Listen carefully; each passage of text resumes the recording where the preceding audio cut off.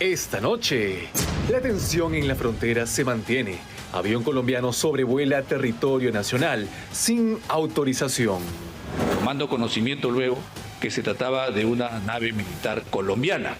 Este es un hecho que nos causó primero sorpresa y luego indignación.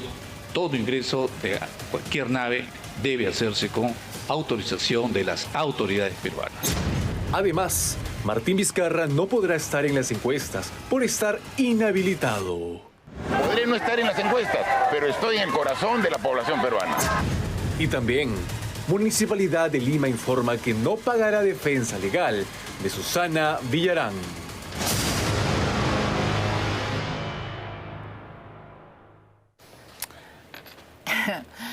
Hola, buenas noches, bienvenidos. No me hagas reír. Pati, no me hagas reír. Buenas noches, bienvenidos al programa Soy Milagros Leiva. Bueno, escúcheme, Colombia, ¿no? Petro sigue empecinado en meternos en problemas. Hoy día el Premier ha dicho que no es necesario pues que Dina interrumpa su vuelo. Señor Premier, dicho sea de paso, ¿puede dejarse de poner una gorrita que diga Premier? O sea, es que falta de todo. ¿Quién asesora a estos políticos? Señora Arana, ¿cómo va a viajar con su gorra que dice Premier? Parece reggaetonero. No se pasen ya. En los guachafos, toda esta moda de la gorra, la casaca, ¿no? La comenzó Ollantumala, porque claro, nadie iba a reconocer a Ollantumala, ¿no? Entonces él un poco más y salía con su banda presidencial. Pero basta, ¿no? O sea, no... Bueno, ya, este es un paréntesis que me ha parecido atroz verlo con su gorra que dice Premier. Pero bueno, Arana ha dicho que no es necesario que Dina interrumpa su viaje, además que va a ir a Indonesia. Pues, ¿cuándo iba a poder ir Dina a volver de Indonesia, Japón? Se va pronto este fin de semana. Está aprovechando el último año para hacer millas, ¿no? Porque nunca más va a volver a viajar. Eso sí puedo apostar doble contra sencillo. Nunca. ¿Cuándo habrá ido ni en sus sueños más deseados? Dina imaginaba estar haciendo un periplo como presidente en Asia. ¿Se imaginan ustedes lo que está ocurriendo? Bueno, entonces se ha dicho que la señora presidenta conduce la política nacional y la política internacional desde donde esté y que no hay problema, que ella ordena y ellos obedecen. Y que sí les parece terrible lo del vuelo de Colombia, ¿no? Y ya, del avión militar. Ya, y entonces, a mí me aburre todo esto porque es un sinsentido, pero bueno, ahora hay quienes dicen, hay que comprar más aviones, ¿no? ¡Qué horror! Claro, las guerras, pues siempre, las guerras siempre traen beneficios. Yo soy soy antitanques, anti todo. Obviamente voy a defender mi país, pero no creo que vaya a escalar. Espero. Quien conoce más de este tema y nos va a dar una clase en el primer bloque es Javier González Olaechea. Él fue canciller de nuestro Perú. Además puso los puntos sobre las IES en la OEA y ahora también le ha dicho de provocador para arriba a Gustavo Petro. Buenas noches, señor Javier González Olaechea. ¿Cómo está usted? Bien, Milagro. Buenas noches. Lo veo después de mucho tiempo.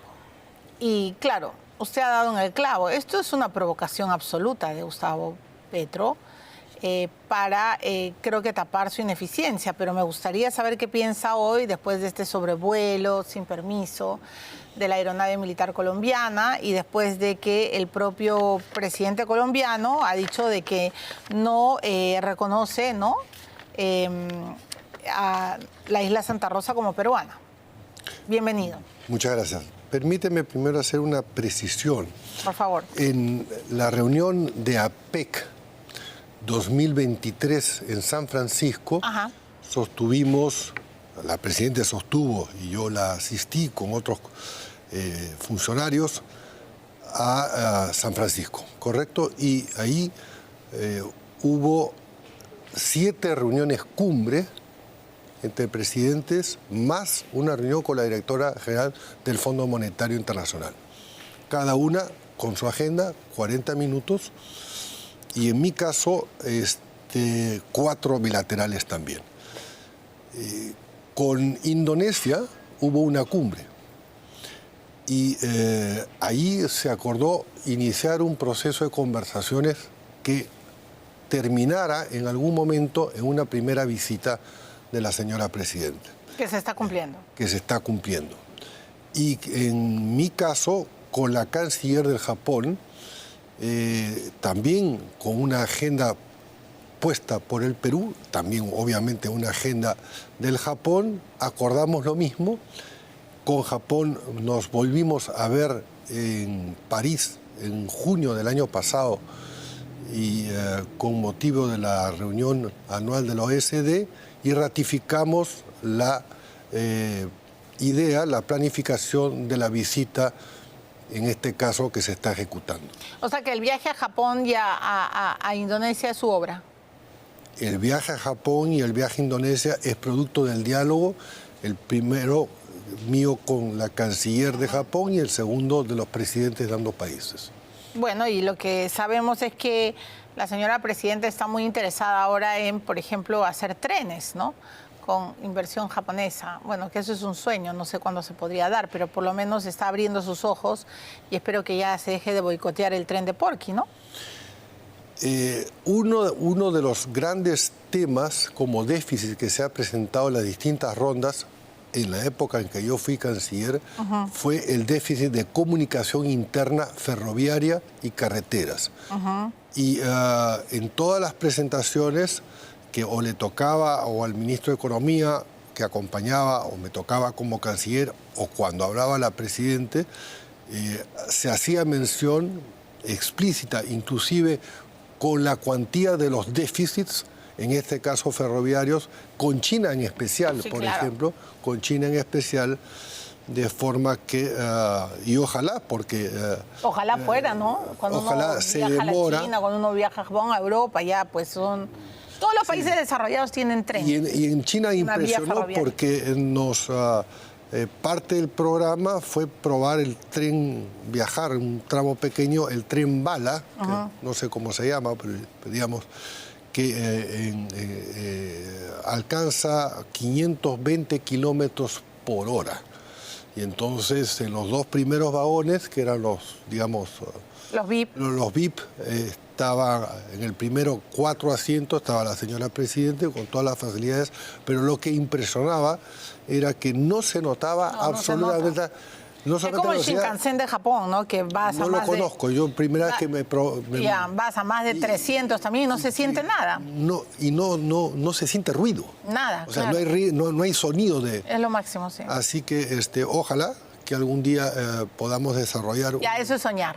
Porque que tengamos un tren bala en el Perú significa que volvamos a nacer, porque la corrupción nos ha... Con China se habló Ajá. específicamente y es parte de uno de los tantos acuerdos que se suscribieron de la posibilidad que ellos pudieran invertir de norte a sur, va a decir, tanto desde la frontera peruana con el Ecuador, hasta lo que llamábamos el anillo de cercanías, como se llama en Madrid, y del anillo de cercanías del sur de Lima hasta Tacna.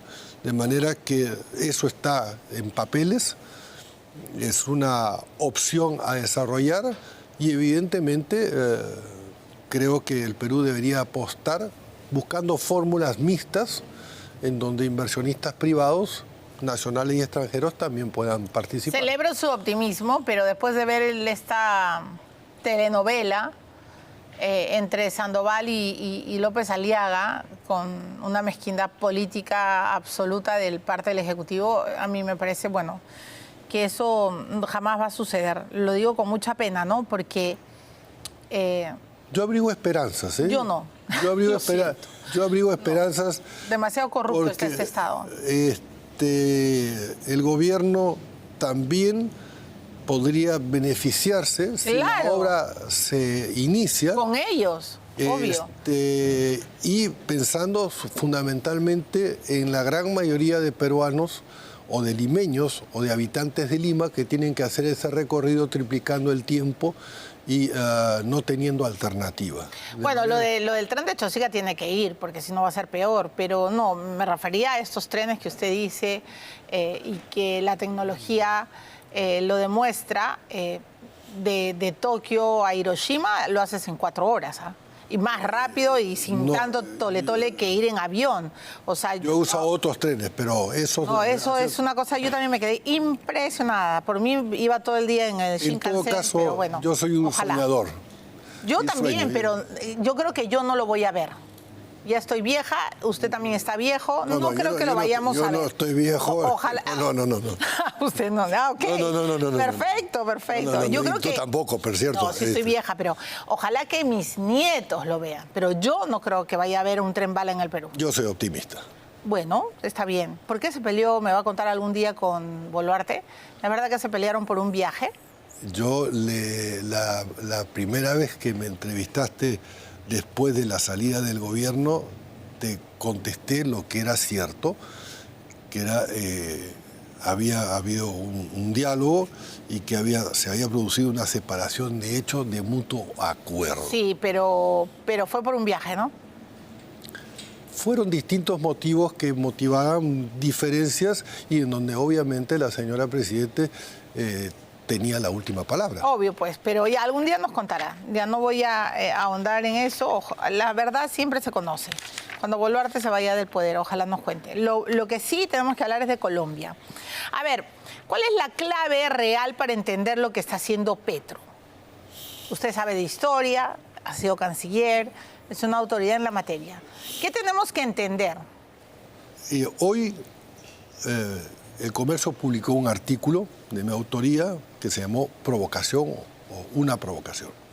Sin embargo, en La Razón, como no era un artículo sino una entrevista a página entera, me hacen esa pregunta.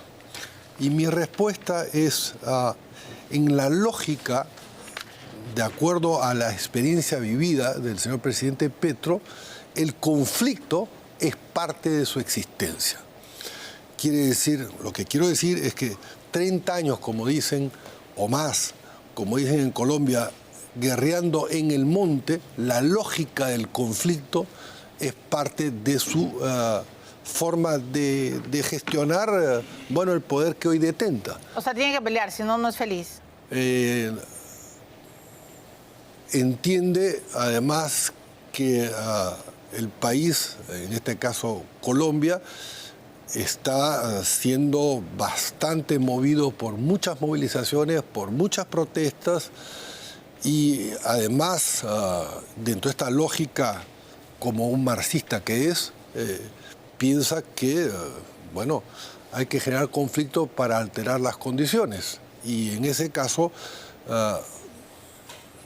toma una bandera inexistente, un conflicto que ha inventado y que evidentemente pretendía, lo que no ha logrado, una causa nacional, porque varias autoridades o exautoridades también y académicos de Colombia se han pronunciado de una manera tajante diciendo que no hay conflicto limítrofe con el Perú, que todo está debidamente ordenado.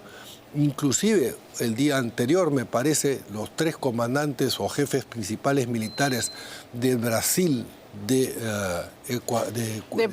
Colombia y de Perú se juntaron, estuvieron juntos. De forma que además los periodistas también, dicho sea de paso, Petro les ha dicho a todos antipatriotas, a todos los que están opinando, que están regalando Colombia a Perú, ¿no? O sea, nadie le hace caso. Está en la lógica del conflicto, ¿no? Claro. Pero además, el señor presidente Petro, desde que asumió la señora Boluarte de forma constitucional por el golpe de Estado, siempre, ininterrumpidamente se ha referido en los términos más inapropiados respecto al gobierno, diciendo que era un golpe de Estado, llamando varias veces al señor Castillo legítimo presidente del Perú, Y, por ejemplo, también cuando hubo una crisis de seguridad hace 8 o 7 meses, o un poco más, tal vez un año, la fecha exacta no la recuerdo, dijo que la mención al tren de Aragua era una fabricación, un invento de la Cancillería chilena y de la Cancillería peruana. Chile le contestó y en mi caso preferí, para no hacerle el juego, porque cuando tú contestas, entonces, claro, buscan tener un eco interno. Y en ese caso preferí no responder.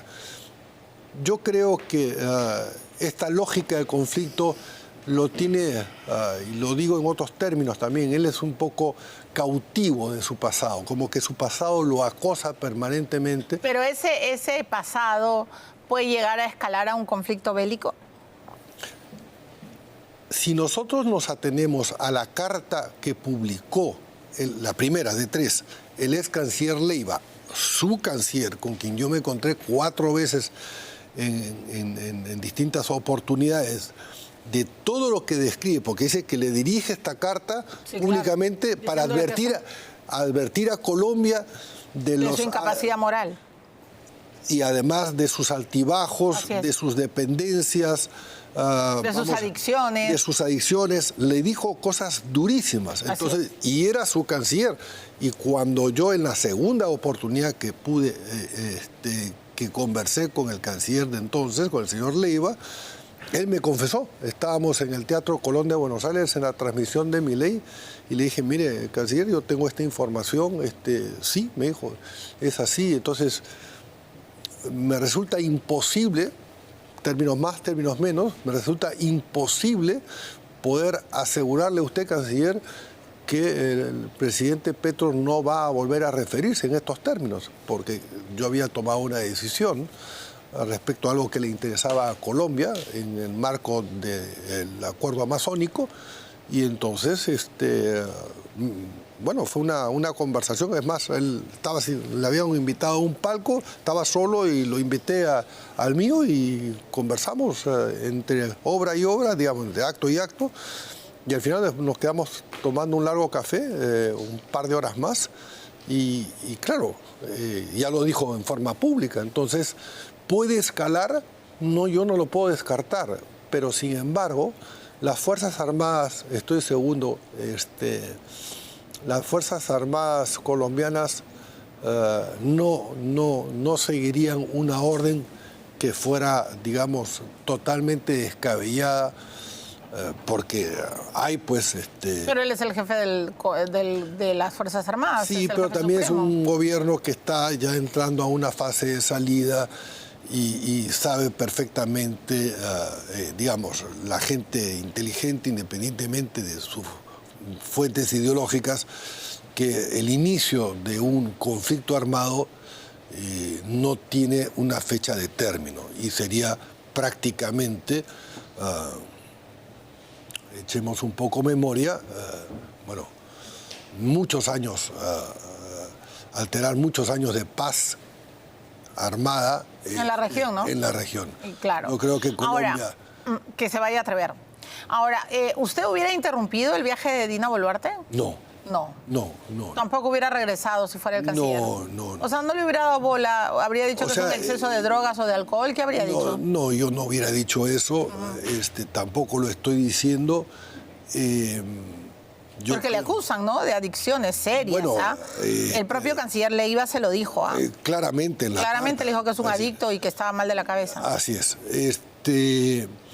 Porque lo que sí creo es que en este caso la presidenta constitucional ha dado preferencia y ha hecho bien a no interrumpir 2 visitas que son realmente importantes. Y que son visitas de Estado, ¿no? No creo que, no recuerdo si son de Estado o visitas oficiales. En todo caso, son importantes y estaban muy trabajadas con mucha anticipación. Y con una agenda que entiendo, no la conozco, que debe ser sustantiva, porque Japón, vale decir, Japón es un país serio, Indonesia también, entonces se van a sentar, o se han sentado y están conversando cosas puntuales que después se tendrá que reflejar en documentos de intención y con el tiempo, porque el Estado Ojalá, continúa. en hechos. El Estado continúa, el gobierno cambia, pero la política exterior no varía. Pero la Cancillería queda. La Cancillería queda, en la que debemos confiar plenamente. Ok, entonces está clarísimo su punto de vista. Ahora pasemos a la política interna. Las elecciones. He estado ayer entrevistando al presidente del Jurado Nacional de Elecciones, ¿no? El señor Burneo, y ha dicho que esto va a ser muy complejo, ¿no? Evidentemente están tomando todas las medidas para que no exista ningún atisbo de sospecha, para que todo sea con transparencia. Pero ¿qué le parece esta sábana con, si fracasan las alianzas, 2 por lo menos, vamos a tener 39 en el partidor? ¿Qué le parece esta elección? Me parece que es una consecuencia buscada de reformas del señor Vizcarra para fragmentar el voto popular, en primer lugar. En segundo lugar, hace 5 meses, o no sé, tras mi renuncia al PPC y por ende a la candidatura o a la precandidatura, yo hice público un documento que era un borrador de acuerdo para generar alianzas en favor de la gobernabilidad, el desarrollo y la convivencia o la institucionalidad del país. Y lo circulé a todos los partidos. Y además dije a una institución importante de la sociedad civil que lo hiciera suyo y que no me citaran, es decir, claro, y que lo mejoraran. Bueno, ninguno contestó, digamos, de una forma entusiasta. Algunos que otros dijeron vamos a estudiarlo. Ahora, he leído en la tarde, dentro de lo que he podido en estos 3 días de jornadas maratónicas de entrevistas justamente por el tema de Colombia, que se estaría generando una suerte de acuerdo entre algunos partidos de la derecha, cosa que también había escuchado hace 2 o 3 semanas en un desayuno de trabajo que podría estar sucediendo. Ojalá no. En partidos de izquierda. Yo creo que sería en ambos casos bueno. ¿Y usted va a participar en las elecciones? Bueno, usted quería ser presidente del Perú, pero digamos, como están las cosas, renunciado, después de su renuncia al PPC, ¿le provoca ser cabeza de lista para el Senado? Mira, Milagros, tras renunciar he recibido varias ofertas. ¿Ya? ¿Y qué ha dicho? O mejor dicho, sin embargo, yo le hice una consulta a Pedro y después la misma consulta a Juana, a 2 especialistas en derecho electoral.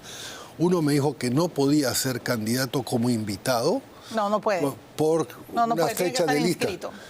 No, como invitado puedes, pero si... En la plancha presidencial no puedes. No. A encabezar el Senado, o ser candidato a senador, por una fecha de previa, y otro dice que sí. Y yo le he escrito, conseguí el teléfono, le he escrito al señor presidente del Jurado Nacional de Elecciones, le he dicho, a preguntarle. Y le he preguntado y le he dicho, mire, tengo esta respuesta A y tengo la respuesta B. Ok, ¿y qué le ha dicho? Sin haber tomado una decisión, aún estoy esperando la respuesta. Ya, pero ese es un buen punto. ¿Una persona como invitada puede ser candidato al Senado?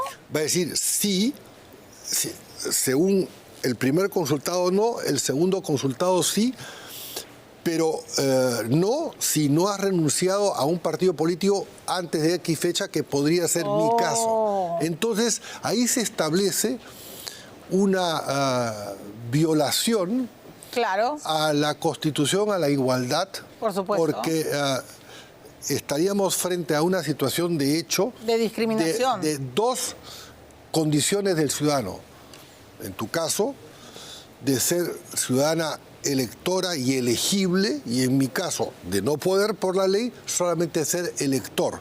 pero además violaría el pacto de 1966, universalmente ratificado, el Perú es parte, sobre los derechos políticos, sociales y económicos, que hablan que no se puede hacer ninguna discriminación. Obvio. Yo le hice la consulta a un abogado importante que viene con frecuencia a tu programa y que es muy talentoso. Y me dijo, Javier, tienes toda la razón, pero hacer un recurso, que no recuerdo el término, ante el Tribunal Constitucional, tomaría mucho más tiempo para que te dé la oportunidad para que te den de candidatear. Entonces, bueno, pero sí podría el Jurado Nacional de Elecciones, que tiene iniciativa de ley sobre su materia, hacer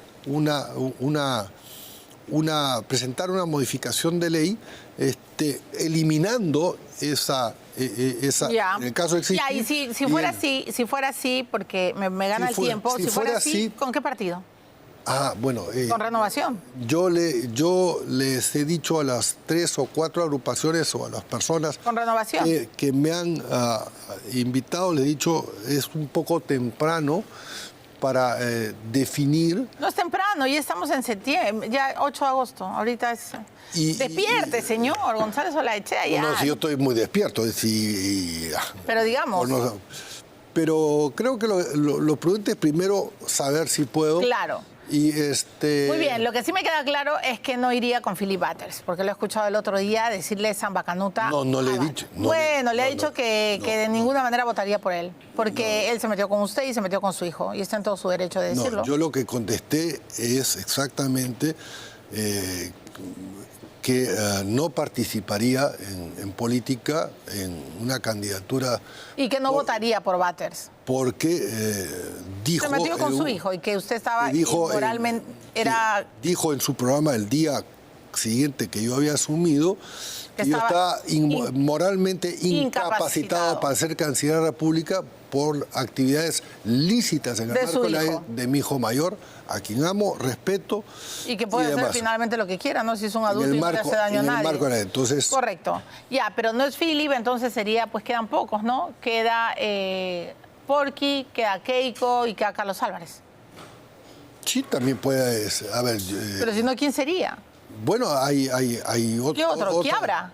Pero Quiabra está con el PPC, usted no va a volver al PPC. Eso no significa volver, eso significa ser invitado. Pero ¿qué? ¿Volvería a verle la cara a Lourdes, a Mufarecho? Sí, el problema no son las caras ni las personas. Pero usted se fue peleado. Pero, por ejemplo... Usted se fue peleado.